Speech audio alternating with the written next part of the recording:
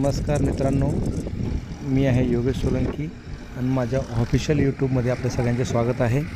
आज आपण आलो आहोत आपल्या घरच्या शेतामध्ये, ज्या ठिकाणी आपण 28 मे रोजी कौलीहून आणलेलं खोड याची लावणी केली आणि त्याच्यानंतर मित्रांनो आपण त्याला दोनदा निंदणी केली आणि निंदणी केल्यानंतर आता नुकतेच 4 जुलै रोजी आपण त्याला एकदा सांधून घेतलं। मित्रांनो साधारणतः 8,000 खोडांची आपण लावणी केली आहे आणि त्याच्यामध्ये साधारणतः 25,000 ते 3,000 खोडांची आपण सांधणी केली। आपण समजू शकाल की यावर्षी पाऊस खूप कमी आहे, म्हणजे पडलाच नाही असं समजू शकतो।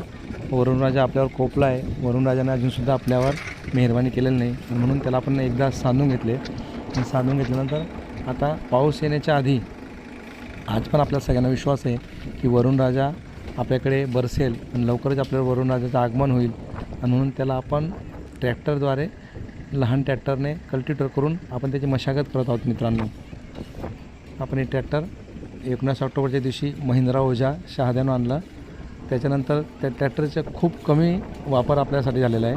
पण मित्रांनो आज आपण या खोडं लावलेल्या केळीच्या शेतामध्ये मशागत करण्यासाठी आलेलो आहोत। आपण बघू शकतात की वरुणराजाचं आगमन लांबलेलं आहे, त्याच्यामुळे सुंदर आपल्या भाषेत वाप आलेली आहे आणि त्याला आपण एका उभ्या दिशेने कल्टिवेटरद्वारे मशागत करत आहोत।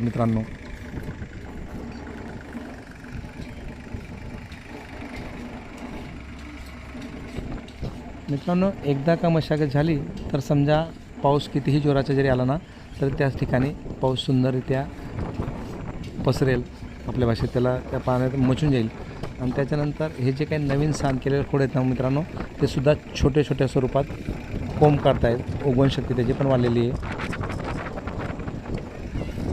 आणि दोनदा निंदल्या गेल्यामुळे त्या ठिकाणी गवतसुद्धा कमी झालेलं आहे, त्याच्यामुळे केळीसुद्धा एकदम बहरदार आपल्याला बघायला मिळते। मित्रांनो बघा, आपण बघू शकतात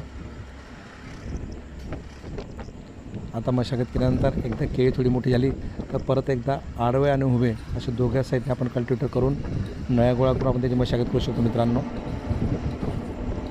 जोराचा हवासुद्धा चाललेला आहे मित्रांनो।